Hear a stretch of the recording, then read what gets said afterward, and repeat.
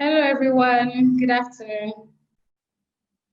I hope you're having a fun time at the virtual career fair.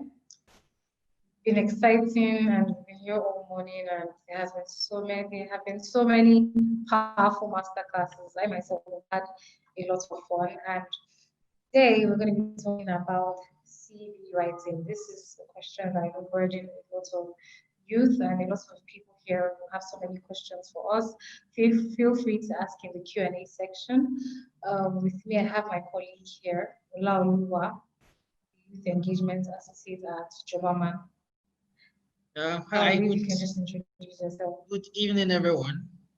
Yeah, so I'm Olaoluwa Oluwashola, Youth Engagement Associate at Jobberman Nigeria, and I'm going to be handling this session with Esosa. Okay, great. So let's get to it. Olaoluwa, you can take the stage. Okay, so basically, as we all expect, this session is going to be talking about CV writing. I believe we've been part of so many sessions today. We've learned so much, but now one key thing that will be key to some of the employers we've engaged with. I just believe some of us may have needed to submit our CVs, or probably you engage one or two people and they say, okay, send in your CV. One key thing that you would always realize is that you need a good CV. Right? Because there is competition. You are not the only person sending CVs. There are other people sending CVs. So you need a good CV. So because this is a very short session, we're going to talk about CV writing and we're going to go straight to the most important things. Basically, at the end of this session, you should be able to understand what a standard CV looks like, right?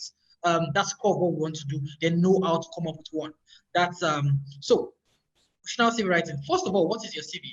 And I think the way job seekers need to understand, or the way we need to understand CV writing is that it is a marketing tool.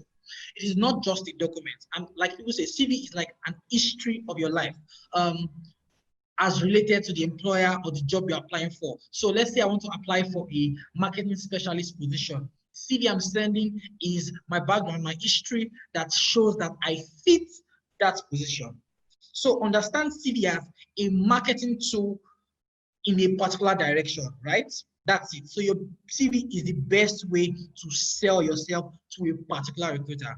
That's what a CV is. Now, what should be on my CV? Different people ask, oh, how should my CV look like? What layout? What structure? Should I, they're skill-based CVs, they are chronological CVs. There are so many templates online. This website is doing CVs for people. This person has a colorful CV. Should I have all these things in my CV? Yes, so many questions. So let's see a sample, then we start answering these questions one by one. So we're going to be very fast, then we'll take questions. I think Esosa will ask some questions. So basically, this is a basic sample of a CV, especially a job seeker or an entry-level CV. Because when we talk about CVs, we're going to see so many things. We're going to see how the level you are in your career will determine how your CV will look like. Basically, how long should the CV be? I would say for an entry-level person or someone with less than 3 years of experience, your CV should not be more than 2 pages, maximum. Now, there are amazing CVs in 1 page, and I saw one about, I think last week. You can put all the relevant information in 1 page. But in case you have so much to say, if you are in the first 3 years of your career, your CV should not be more than 2 pages each. There is no need for it to be. Now, templates. There are so many templates online, right? Some are colorful, some, do you understand? But what you need to understand is that, like we said, your CV is meant to pass the most important information to the recruiter for the job you're applying for. So if you're not applying for a creative job, all those colors does not sell you because that's not what the recruiter is looking for, right? So usually you follow the normal black and white. Colors are not necessary except you're applying for a role that they need to see how good you are with colors, right? So bullet point text is a mix. And when we see samples, we're going to understand how that works. So now this is a basic structure. And I'll say this is for an entry-level person. And why am I saying entry-level person? Because the first thing on this CV is education, right? But this is just to talk about structure. See that there's a clear structure, there are clear headings. If a recruiter is looking at this CV, in the first 5 seconds, like, the person can say, oh, this is the name, these are the sections. You can see clearly education, clearly work experience. So the recruiter knows, oh, this is this person's education, this is this person's work experience. In 5 to 10 seconds, the recruiter has a feel of who this person is, right? And this is a nice structure for a CV. Now we can see these two. Now, people ask the question, what's the difference between a CV and a resume, right? And I'll say in Nigeria where we are, most times they are the same thing. But if you are in some other part of the world where they give actual meanings to a CV and a resume would be a one-page CV. And I'll show you a brief sample. It means you are sending everything that the recruiter needs in just one page. But usually in Nigeria, where we are, if someone says sending your resume or sending your CV, they are usually saying your CV, right? So there's an example good. This is like a resume. It has all the necessary information in one page. He has the details, he has education, he has relevant work experience, he has additional experience, he has language, he has interest. We have everything in one page, right? So this is like a resume. But in Nigeria, when they say resume, most times they mean a CV. So we're understanding what a CV should look like in terms of structure, right? So I guess we're taking notes. So quickly, because we're going to do a lot of Sorry, Laura. questions. When it comes, sorry, Laura. When it comes No to like when we talk about the ATS, the applicant tracking system, what are the key things we need to look out for in a CV? Because I know we're talking about the chronological order, how it should be arranged. But in my experience, I know there are lots of keywords we need here and there. But when you have the first look at the CV and ATS tracking system, because not everybody has time to be looking at CV one by one. So usually at Jobberman, what we do is we have the ATS system for employers and it just goes through. But what can you do to ensure that your CV doesn't get bounced, doesn't get pushed aside? Very good You have question. all the professional experience, but you might be getting rejected just because your CV is properly aligned. Very good question. Thanks for asking. And now, what's an ATS? An ATS is an applicant tracking system. And because we're in an age where competition is getting more, there are jobs that there are probably just 5 slots or 10 slots and 1,000 people are applying for the jobs. So no recruiter will sit down and go through 1,000 CVs. So what they do, especially when they work with firms like Jobberman, is that they pass the CVs through an ATS system. And what does the ATS do? It simply scans the CV, checking for, is this person the kind of person we need? And the ATS is a machine. So if you don't have an ATS compliant CV, even if you have all the experience in the world, you don't get to that point where the recruiter actually sees your CV. So how do you have an ATS compliant CV? The hallmark of ATS systems is keywords.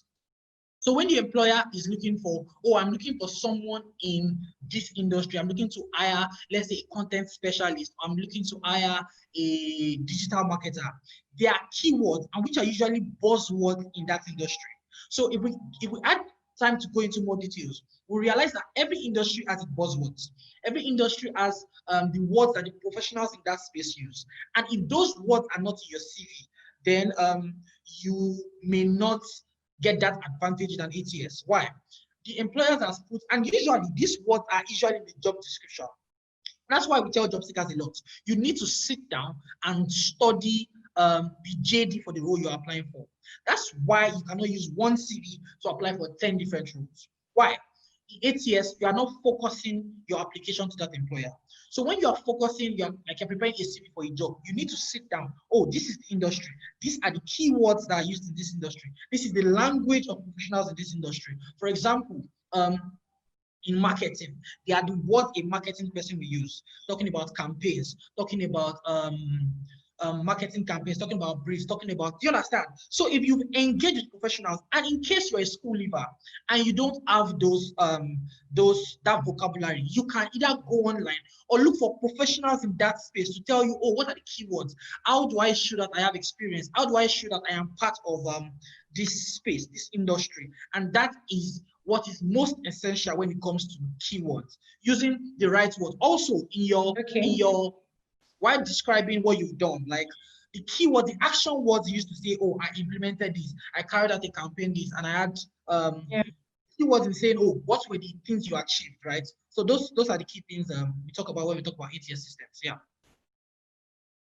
Okay, so now I know it's never good to have one CV fits all. So according to the job role, it's always good to kind of tailor your CV to fit every job role. So is this really necessary across board for any sector you're in? Do you really need to edit your CV according to every job you're applying for? Or can you just have a one CV fits all? Oh, I think we've said a little bit of that. Usually, it's always best, and I tell people this, it's better to apply for 10 jobs and get called for 5 or 6 than to apply for 100 and still get called for 5 or 6. You understand? So it's always better to have a CV for a particular job. Why? You are focusing your application. You have more chances of getting it because you took time to study and know, oh, this is the role. This is an industry I'm interested in. This is what this recruiter is looking for. And one of the things we say first in applying for jobs and prepare your CV is think like the employer. So many times job seekers think like, oh, I want to get a job, right? The employer is not hiring you because you want to get a job. The employer is hiring you because you are going to add value, because you are going to solve his or her problem. So you need to think like, okay, what is this employer looking for? What are the skills this employer is looking for? Do I have those skills? How do I show this employer that I have those skills? And that's why you need a tailored CV for a particular job. Yeah. Now, someone asks, what is the right font and size you use in a CV and cover letter? So usually the fonts that I would always advise people to use are Garamond, Cambria, and do you have any other? I prefer Garamond. Calibri. At times people still use Times New Roman and just keep it around 11 and 12 in terms of font size. Exactly. You just need to use fonts that will make it neat and also will not confuse the ATS. And always remember, your name should be the most prominent thing on your CV. If you look at the samples we have, the first thing on your CV should be your name and it should be the most prominent thing on your CV. Why? The recruiter, this is your CV. The first thing the recruiter should remember about this CV is the name. That CV was amazing and the name stands out, right? So don't put curriculum vitae as the first thing. It's your name. They know it's a CV. Yeah. Okay, so another question, if you have no working experience and you want to apply for entry-level position, you don't have any working experience, how can you tailor your CV? Or if you want to get internship or volunteer position as a fresh graduate? Because I know fresh graduates usually struggle with what to put on their CV. Even writing a fresh graduate CV is very difficult because there's no working experience. What can they do to kind of beef up their CV so it doesn't look redundant to employers? Because they might have the skill and the willingness to work, but how do they prove it on their CV? This question can be answered in two ways. And that's why you need to study the employer. First, what is the employer looking for? Some employers basically are looking for someone with an educational background in a particular field. If that's what they are looking for as a job seeker entry level, you're fine. But usually, people usually have work experience. It's because we are usually in a hurry when we write our CVs. And I tell people this, if you spend 1 hour to write a CV, I'm sure you have not written a good CV.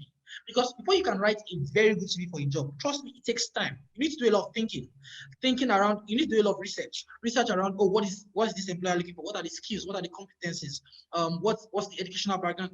Then you now say, okay, what are the things I've done? And many times, work experience does not have to be 9 to 5. Trust me, there are projects you've worked on. There are assignments you've done. There you can convert to work experience. There are roles you've taken. It's just, what have I been able to do that relates to this job? Once you can communicate that value, those skills, what you achieved, is work experience. So I know people who were in school for 5 years, and when they came out of school, they came out with 3 years experience. Why?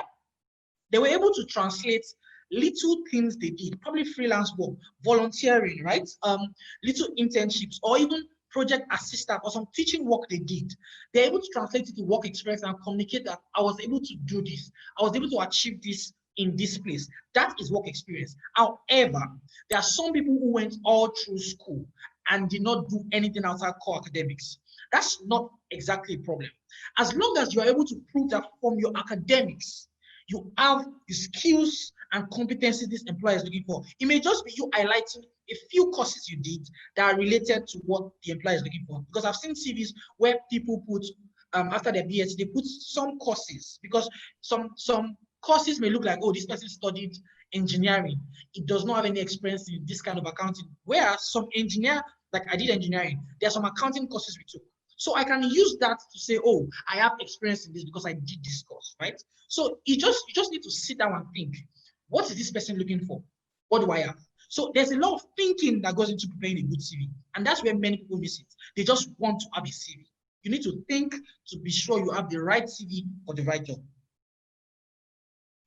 Well, another advice I would also give people is just to look for volunteering opportunities. I don't think volunteer work is too rampant in Nigeria. People tend to shy away from it because they always feel like, oh, why should I be working without pay?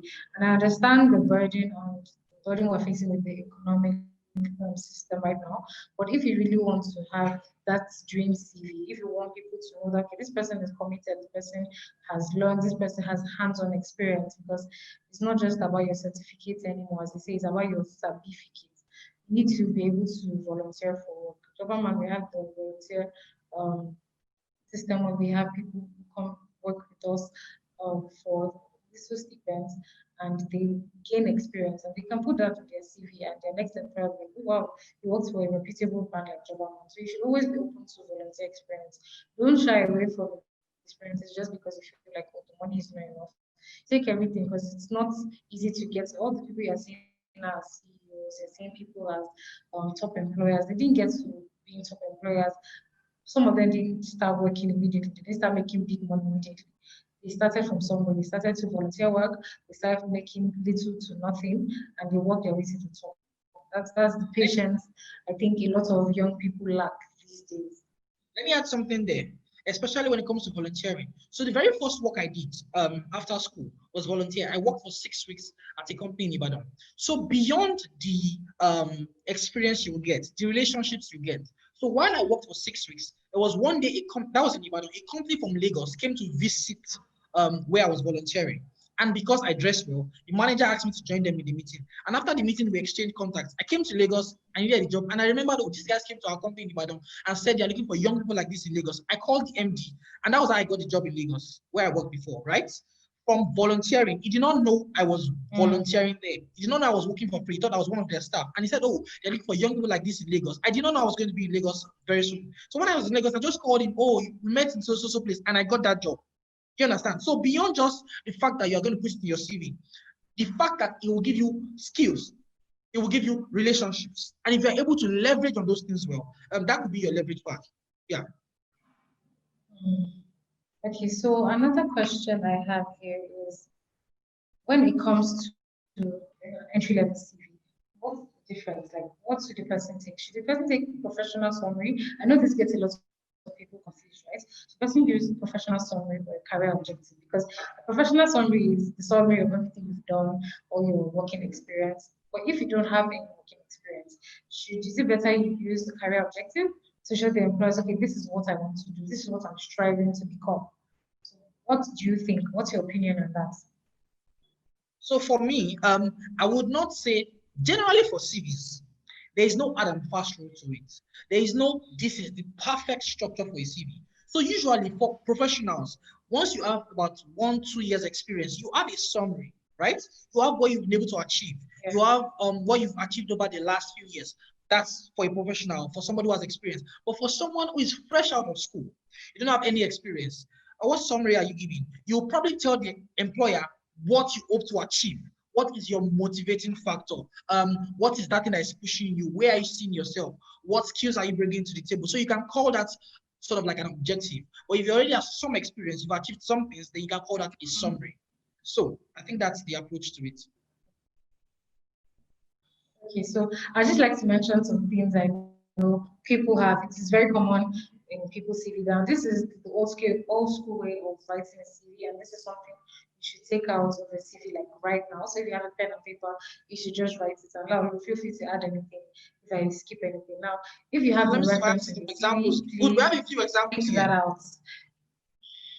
We have a few examples. So if you have a reference in your CV, please take that out. Then the contact address, you can see the contact address. You're saying number 14, college, blah, blah, blah. Like, first of all, the employer is not going to come to your house. What are they using your full address for? Why can't you just put, oh, Ojedu, Bega, Lagos, something? Why must it be number this, number that? You really don't need to see all that information. It's preferable you put one phone number than two, because if I'm an employer, I'm a recruiter, and I'm trying to reach out to you, I don't have time to call you with two numbers, right?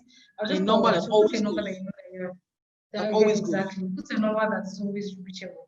Then you're saying the email, keep the club Gmail. That is so not professional. Why can't you use something? You need a professional email, like standard.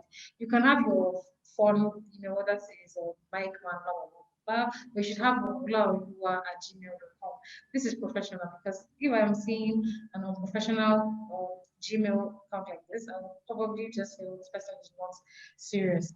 Then you don't need your personal information. You don't need to put your date of birth there. You don't need your marital status. You don't need your state of origin unless this recruiter specifically asks you to include this. Take it out. It is really not necessary. Another thing I see on TVs that I hate is hobbies. Why are you telling me you like running or you like jogging at 5 a.m.? Like it's really not necessary information. Always think to yourself when writing your CV for any job position, what does the employer want to see? How would this employer see the CV? What's going to be their first impression of the CV? What is the most important information? Because as Lalo said earlier, your CV is the first point of contact. This is so if I give you 5 minutes as an employer to give a breakdown of yourself, would you start telling me, oh, my hobby is this, my hobby is that? No, I want to hear your professional summary. That is the most important thing. That's why you see in the chronological order, like the one on the screen, name is the most prominent thing. You see a brief of the house address, you see the email, you see the phone number, then you can now go down to the professional summary. This is how it should be arranged.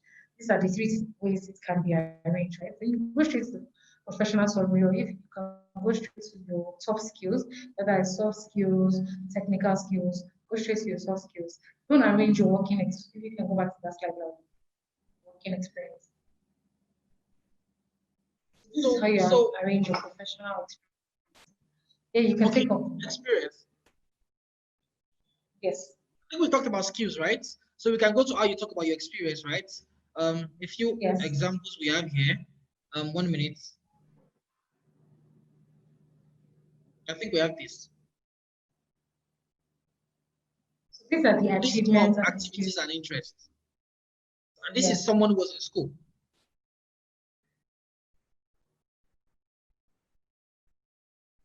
So basically, I think let's just go to structure, because I think one issue people have when they want to work on their CVs is that they say, what do I put on my CV, right? So in case you're thinking, oh, what are the areas, what are the things you can put on your CV? Initially, we talked about the personal details, why your name, and your name is the first most important thing. You can have things like personal, we've already talked about personal details. Then you can have things like your educational background. First of all, your work experience, your skills, your work experience, your educational background, right? Outstanding achievement and projects. At the beginning, you have put your career summary, career goals and aspirations, right? You would have put your professional profile, right? So I want to build a career in digital marketing, right? I will need to let the recruiter know that, oh, this is my profile, digital marketer, right? Or I want to build a career in human resources, right? So I can put my professional portfolio as human resource associate or something like that, right? So all those things help both ATS and help the recruiter to see that this person is the kind of person we are looking for. I don't know if you get that.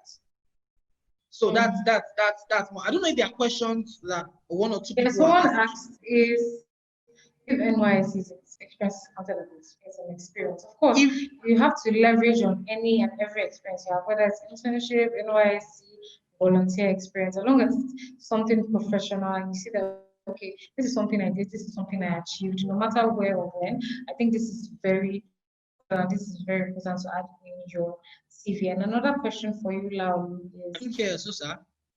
Can you hear me? Yeah, I can hear you now. Yeah, I can hear you now. Okay, so another question for you. Will it be appropriate to include seminars or webinars you have attended in your CV? Yes, so now the answer is simple. At the end of the day, what are you trying to achieve? If those seminars or webinars, especially quality ones, are related to the role you're applying for, you can use it to show that, oh, you've attended conferences, trainings, right, in this field. So I would not say no, because it may be what will sell you to some employers. So what's most important is it relevant? Because remember, your CV should always be relevant to the job you're applying for. So if it is extremely relevant, you may just want to put it. So another question is, do you submit your CV in PDF or Word. Now take this. Now it depends on what the employer asks for. It's always better to send it in a PDF version because sometimes if you send it in a Word version, it tends to get, how would I say, scattered a bit. But if the employer requests for um, document version, as the Microsoft Word document, please send it as that. If they request for a PDF version, send it as that. That's why it's always good to take a good look at the job description, take a look at the explanation, every instruction they tell you, because people tend to, oh, once they see job, they just rush, get the email and start applying. No, take time, read the job description, edit your CV to fit the job description. For some employers may say, okay, send your CV with a particular subject, with the subject as the role, or with your name as the subject, or something like that. You need to be critical. You need to take your time to look at every bit of it. Take your time to look at the job description, any explanation, so you don't miss out anything. And make sure you research on the company because you don't know what the company personality is, just to understand the culture of the company so that you can tailor your CV to meet this. Another question we have is, how do you, so this is the final question, how do you tailor your experience in education and environment to non-educational environments? I didn't get that. So I said, how do you tailor your experience in education environment to a non-educational environment? So I'm assuming the person here, if you're someone that you are still in school and just people are in school and they're trying to get a job. Okay, good. I'm going to take you back. I'm going to take you back to one of the CVs here, one of the examples we have here, and I'll show you how that experience was while the person was in school. So look at this, because I know the person who had these CVs. All the experience you see here, this person had this experience while he or she was in school, right? Freelance content developer, you can see the person was doing that freelance. So you just speak to what you achieved in that role. So it was research assistant. There are students who are research assistants, right? There are students who write for blogs, who write for. So the person, you just put, okay, where did you do this? It was here. What was the role? Freelance content developer. Then you speak to what you achieved. Maintain an average quality of this. Worked on several projects for this. Update clients with website content, this. This person did this while the person was in school. So this is a fresh school leavers CV, right? Digital marketer, content writer. Do you understand? So once you can speak to it, you don't have to paint it in academic words. What your focus is, what did I do? What did I achieve? What skills did I build? How does it relate to the job I'm applying for? Then you give all those details. So this was the role. Even if it was volunteer, you put it there, then you tell them what you achieved. So there's really no academic construct to it. It's just about what did you do? What was the experience? What did you learn? What did you achieve? And how you can put it in the right way. That's what's most important. Then secondly, I was going to add something. One final thing. 2 things you should not do. Always check for grammatical errors. Why? It's a turn off for HR. I'm reading a CV and I'm seeing so many errors. Even if you are competent, like I'm saying, oh, this person does not pay attention to this. Remember, your CV is you. They are not seeing you. It's your CV they'll see first. Nobody wants to employ a person that can't speak English.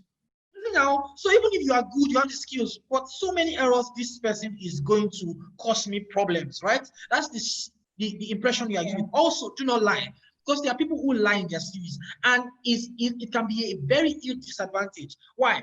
When you get caught, because when you get to the interview, trust me, there are questions you will not be able to prepare for. And when you get those questions, the HR will always see through. They may not tell you. That may just be the reason you don't get a job. Or there are some people that they will give you the offer. Then when you resume, they'll prove to you, they'll let you know that you lied, and that's the end of it for you. So please do not lie in your CV. Just learn how to present what you did in a very presentable way, in a way that the employer sees it and it appeals to the employer. That's what you should do, not lie. Yeah, be honest. And try as much as possible to just acquire skills. There are lots of free certifications online. We have the soft skill training that we're currently running. There are lots of things you can do to improve yourself, to prepare for employment in a state of unemployment. You don't need to lie and CV or just sit back and relax and say, oh, there's no job, there's no job. What are you doing to improve yourself? What are you doing to, because no employer wants to hire someone that has nothing on their CV, right? So you need to improve yourself. You need to get those certificates, get those trainings to put you at the forefront. Now, this was a very interesting session. I wish it could be longer, but we've come to an end, unfortunately. If you have any other questions, follow us Instagram at Jobberman Nigeria, at jobbermannews.ng. We'll answer your questions there.